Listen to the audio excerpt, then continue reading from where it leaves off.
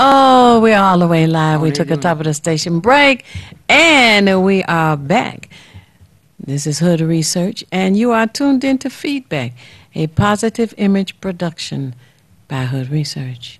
We want you to know that we have a website, which is hoodresearch.org, hoodresearch.org. The telephone number is area code 248-234-2371. Again, the telephone number for Hood Research is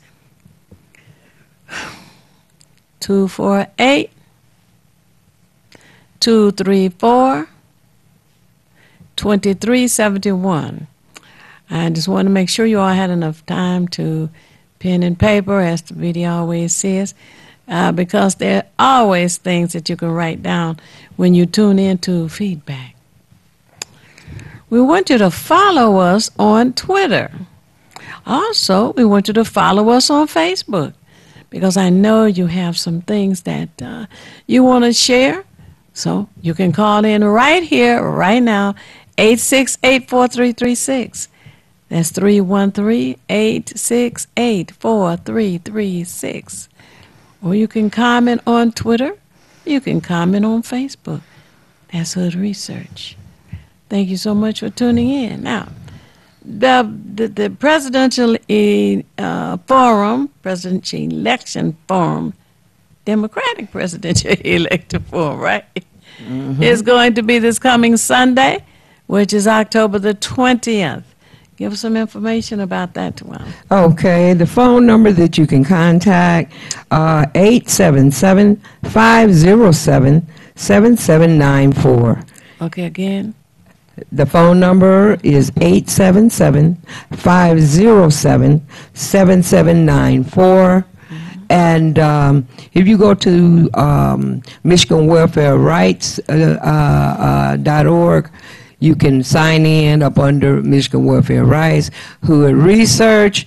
Again, the website, www.MichiganUnited, MichiganUnited.org/presidential forum. Again, that's October the 20th. It's going to be at the TCF, the Old Cobo Hall. Mm-hmm. And it's going to be from 5 o'clock to 8:30. Looking forward to seeing you there and to be informed. Mm-hmm.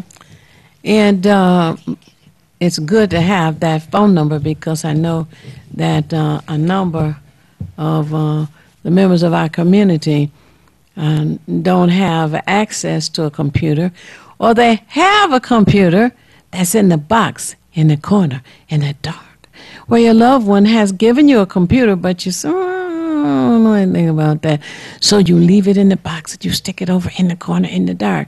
Well, I want you to know that Wayne County Community College has classes free for those who need classes, and need classes free on how to use your computer. Wayne County Community College has 3 campuses inside the city of Detroit and 3 outside the city of Detroit. But the 3 inside the city of Detroit include the downtown campus, which is getting a new building addition for sports medicine. They got a basketball team, too. You know, I bet a lot of people didn't know that. But the main campus is on 4th Street, 1001 West 4th Street. Free computer classes. There's a second campus, which is by the city airport. You take I-94 East and come up on Connor. I-94 East and come up on Connor. And you curve to the right. It's right across the street from the Coleman and Young International Airport. It was formerly known as the City Airport, and it's still in the city. Then the third campus is on the west side, which is on the corner of the Southfield Freeway, or Service Drive, and Outer Drive. That's the west side campus. Free computer classes include the first one, Introduction to Computers. The second class includes Navigating Your Computer. And the third class is just a little more advanced. They may teach you some coding and other aspects of the computer. But for those of you who have that computer still in the box, still in the corner, in the dark, be sure that you register for the Introduction to Computers class. And that would put you on the road to information. Computers have become a replacement for the encyclopedia. People used to buy whole volumes of encyclopedias and have them in their home. And during that time, it was a welcomed asset. It was a welcomed asset. But today, the computer has so much information that you could read for 100 years and still not learn everything that's contained on your computer. You know, in 1995, there was this commercial, Tawana. Yes, and ma'am. Scotty, it said, Windows 95, Windows 95. It got louder. Windows 95, Windows 95. We said, what the is Windows 95? So Hood Research seeked out information and found out it was an introduction to the computer. And in 1996, we started having classes. Hood Research taught classes about the computer. At that time, there was very little on it. And we were at a store. These two African-American males had opened a store with computers. And so as folk walked past, they were looking and wondering, why is that group gathered there? And they would come in and they would peek around and, it looked like a strange kind of a television set. So we had to explain to them, well, no, ma'am, it's not a television set. This is for information, for your information. So I want you to know, as I go to this line, that Wayne County Community College is still in 2019 and on into 2020 and so forth, teaching computer classes free of charge. Now, for those of you who still have your pen and paper handy, the telephone number for Wayne County Community College is area code 313-496-2600. Again, that's area code 313-496-2600. And you can also, if you're 60 years of age or older, sign up for other classes as well. Hello, you're on with Hood Research, and my guest this morning, Tawana Morris and Scotty Bowman. Hello. I'm trying. I don't know. Can I hang up? You on the air? Hello. Yes. Your name and how you watching us? My name is Yvonne Hobbs. I'm watching you on the internet. Oh, thank you. Thank you for calling in, Yvonne. Yes, Phil. The Eastside campus is across from the Chandler Park. It's not as far down as the airport. Well, the reason I say that is because if you're on I-94 going east, the first thing you're going to see is the little sign with the airplane on it. You exit on Connor. I think the mile marker is 220. But anyway, you exit there where it says Connor, and you see the little airplane. That's that's one of those what do you call it? Mile icons, if you will. And you exit on Connor and you curve around to your right. Can't miss the school.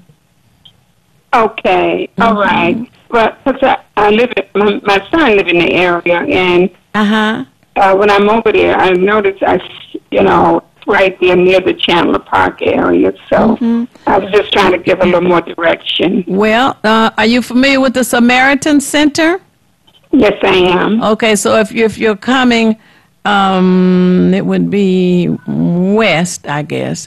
Well, Connor actually curves around, so you'd be going north for a while on Connor. The Samaritan Center would be on your left side, and you keep coming around the curve. And it actually, Wayne County Community College is between the Samaritan Center, and the city airport, now known as the Coleman Young International Airport.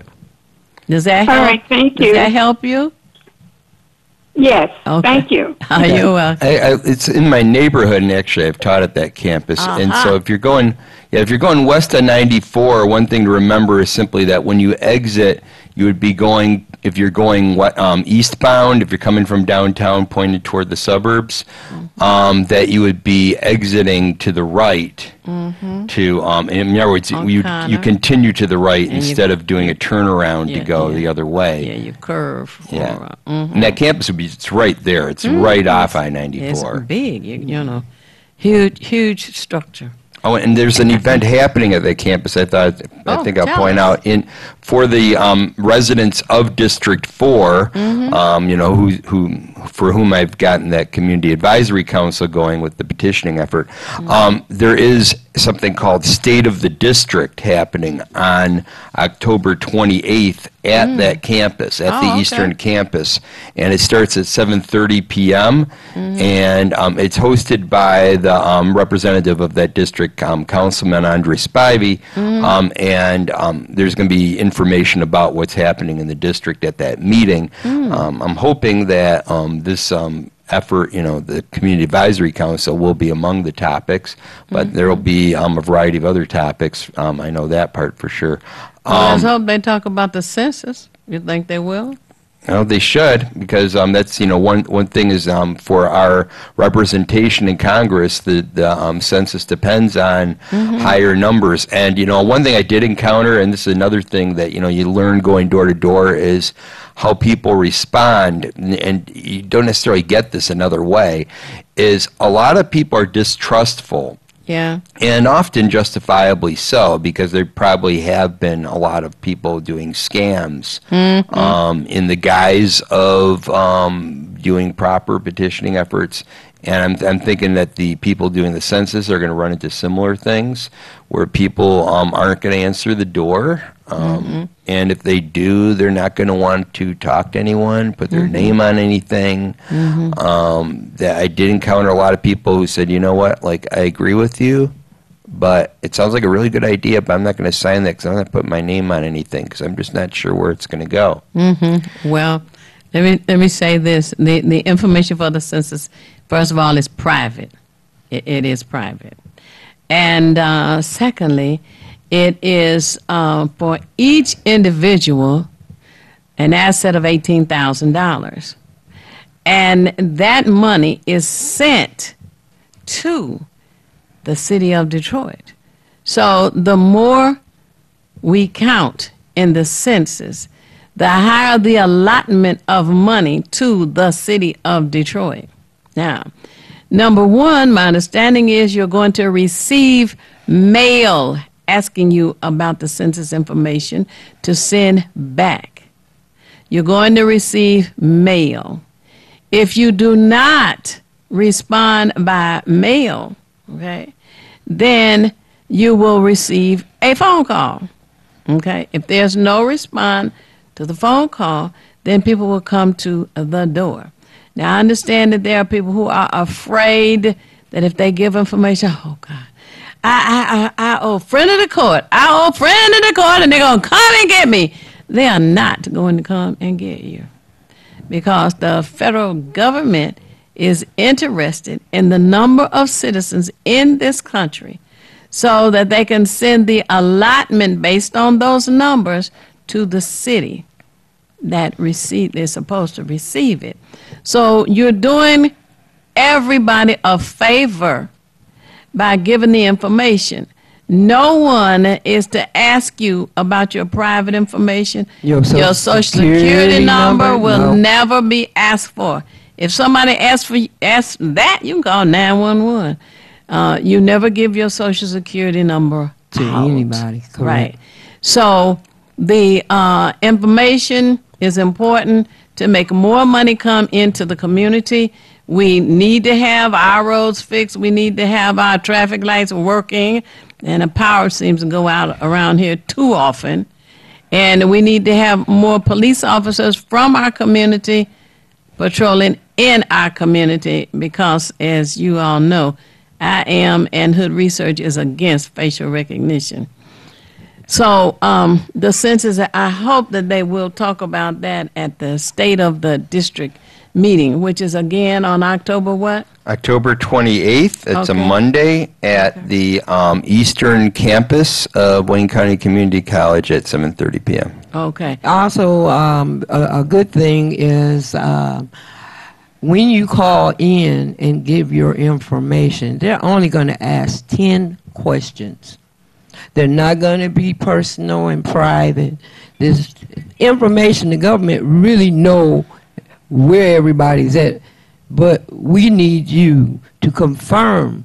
And it's 20 years before this information is able to be released. When you do information on census, it's not released for 20 years. It's strictly about numbers. Yeah. And you need to be counted for your community to have what it needs. How many children, how many daycare centers is going to be needed? Where do they need to be on hospitals? And it's for your community, wherever you live.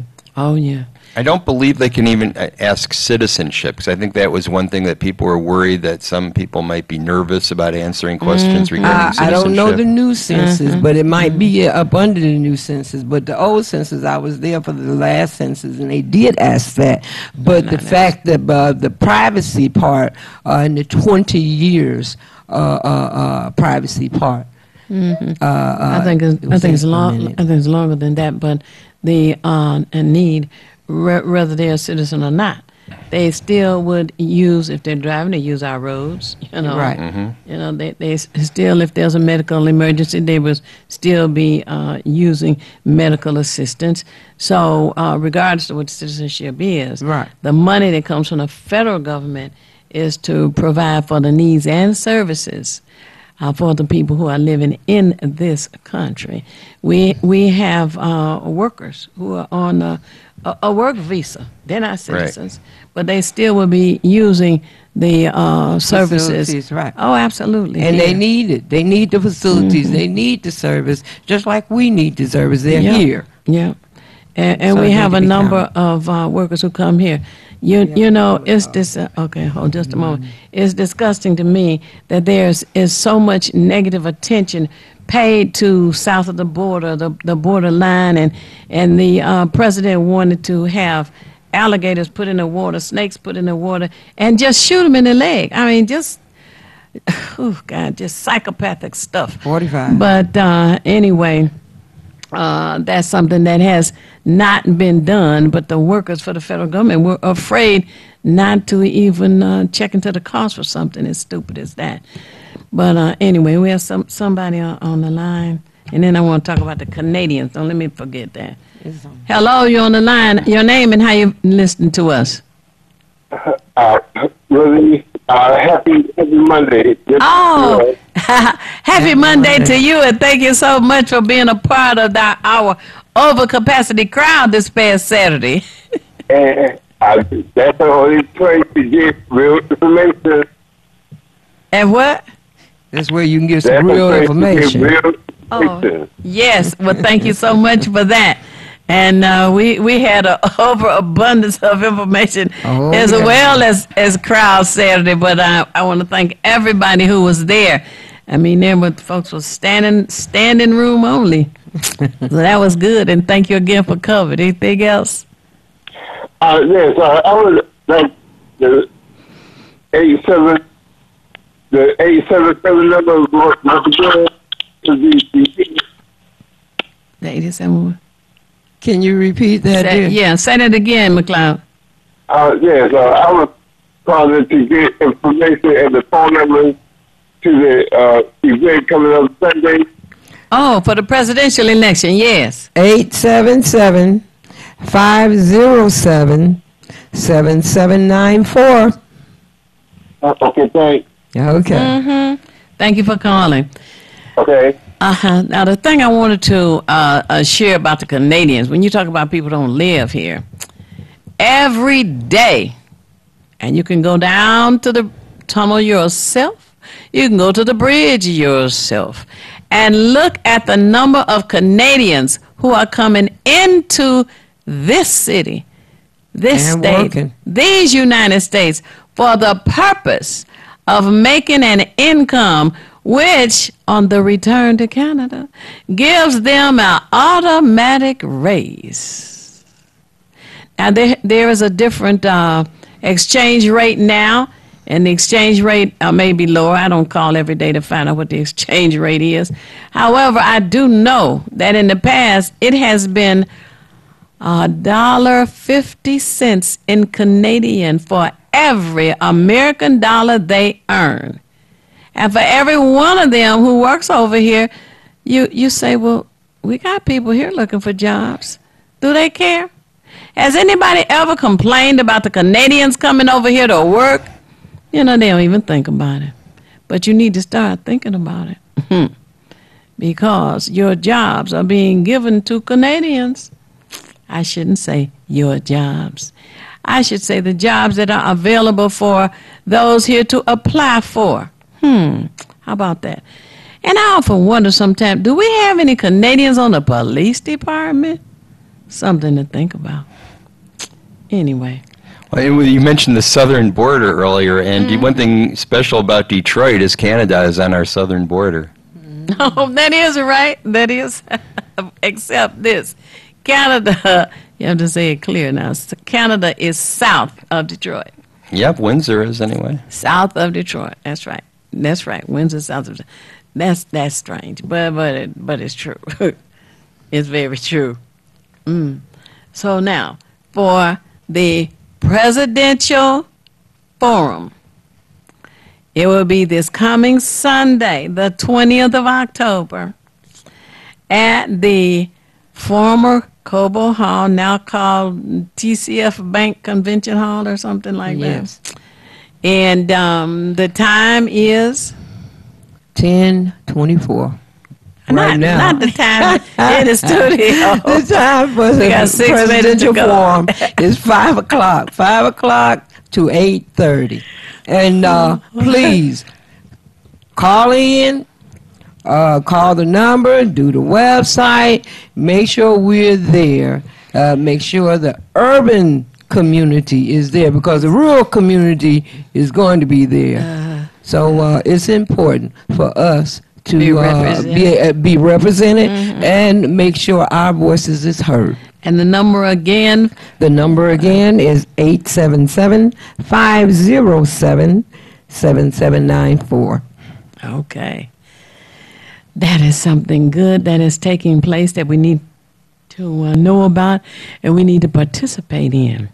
And the advisory council is up and coming. The second one that's being introduced is the advisory council in District 4. District 7 has one, and we have, 9 council members. So we have 7 more advisory district councils that need to be established, right? Actually, the way it's set up is because 2 of the council members are at large for the city. Yeah. There's actually 7 districts. Oh, you're right. And so 5 more districts remain without one. That's right. You're right. So we have a total of 7 districts. So we need to have 5 additional advisory district councils introduced. Yeah, and one advantage I see of having this, in addition to things I've already mentioned, is and I'm putting this in the context of the state of the city right now, is often people's voices get quieted. When like the Board of Police Commissioner meetings, it used to be that you could do the citizen comments, you could put in your comment card right up until it was time to make citizen comments, and now it's like after the chief's report, if you don't have a card in, You can't make a comment. Often they're trying to cut off comments before people are done. If you go to the Charter Commission meetings, what's happened is they started out in the community, had very lively community involvement, and they would have a Tuesday evening and a Saturday meeting, so those who were not able to attend on a weeknight would have the Saturday option during the day. What ended up happening is apparently some of the members on the Charter Commission didn't like what members of the community were saying, didn't like the fact that so many were showing up and that they were so vocal. And so rather than try to consider those concerns and take them seriously, the majority of the Charter Commission voted to put the meetings in the Coleman A. Young Center, which is a nice place. However, there are some shortcomings. Parking is difficult. They're not American Disability Act compliant. And the worst part, for me anyway, as a person who was loving to go to those Saturday meetings, is that they are not available to have that location open for Saturday meetings. And so if you look at the attendance, it's gone way down. So with a community advisory council, you get 5 people who are elected at large within the district. You got 2 appointed people. So you have more people from the grassroots. Hopefully, out of all those people, we hope we'd get some people that are more grassroots in there who now can have the ear of the council. And I think that is an added plus. It's another way for people to have a voice when there's so many places in the city where people's voices are being quieted. I believe that our management is top heavy. People that come out to have their voices heard, we have to wait until after the police commissioners, and how many of them is it? 11. 11. Yeah. And by the time they get through talking, the meeting is just about over with. People tired. I really think we're too topic heavy. And when people come to the police commissioner, they want to file their complaint or want to talk about their situation. They're limited. It used to be 5 minutes. Now it's 3 minutes. Next thing is going to be down to 2 minutes. So you're going to go and you're going to sit 2, maybe 3 hours sometime, and you don't really get your voice heard. And they can arrange the agenda so that if there are any accolades to be paid to someone, after they do that, they can hear from the community. Then they can take care of their business. Yes. They do have that available to them to arrange the agenda. They just don't do it because they are trying to, once again, as Scotty says, quiet the community. And they will also take a break and have a closed-door session, and they wait and probably sit down and have coffee or something, so that the audience members get angry, or they have to go because they have time restraints. There are people who use the, what's that bus service? DOT? There's There's a bus service for people they call, but I think there's a cutoff time. Where you call and it's you put on a list. They will come and pick you up at your door, take you to the meeting. But depending on what time it's cut off, you may have to depend on someone else to take you home. But the city does have that service for the community. And, I didn't even know about that. I think that's an important thing to get out. Yeah, it's a bad. Maybe I invite somebody on the show sometime to talk about what's available for that. Yeah, and originally when I was with the Detroit Coalition Against Police Brutality, that's how we were able to bring the community out when there was issues in the community. We took it to the police department and was able to try to resolve the situation in a peaceful manner. And that situation grew. But before the Detroit Coalition Against Police Brutality, there was not a lot of activity with the commissioner board. So I give accolades to the group, even though I'm retired from the group. Yeah. But the purpose was for their voice to be heard, and for the commissioners to be able to get an insight on what's going on in the community. And now we hear what's going on in the commissioner board, what's happening in the city council, but it should be the reverse as well. That's right. Well, we are now down on our time at the end of the show. Unfortunately, I have enjoyed the information from both of you, Tawana Morris and Scotty Bowen. Thank you for inviting me. And being Thank you. You're welcome. Being both members of Hood Research. That's really neat. I want to thank you all for being online today and tuning in by the variety of ways that you have. And I say at the end of the show, it's not necessary for you to know everything. What is necessary is for you to know how to find what you need when you need it. And we at Hood Research seek out as much information as we can to share with you to help us all make better informed decisions. And as the BD would say, and it be here Monday, if you want to, how does it say it? If you want to be nothing, do nothing. The only problem is you never know when you're finished. We want you to tune in again next week. And also, log on to Hood Research and follow us by Twitter and Facebook. Peace. See you again next week. Feedback. Feedback. Feedback. Hi, this is Theo Bruton. And I am Thabiti Mpinga. Inviting you to join us each Monday at 9 a.m. for Feedback. A positive image production by Hood Research. Encourage others to tune in each Monday on Comcast Detroit, Roku, Amazon Fire TV, watch WHPR TV Network anywhere. And take us along with you. Feedback, feedback, feedback. This is Bruce Simpson, your City of Detroit Ombudsman. I am here to address all of your complaints and concerns. If you need assistance regarding city services, please contact my office at 313-224-6000 or contact us via email at ombudsman@detroitmi.com.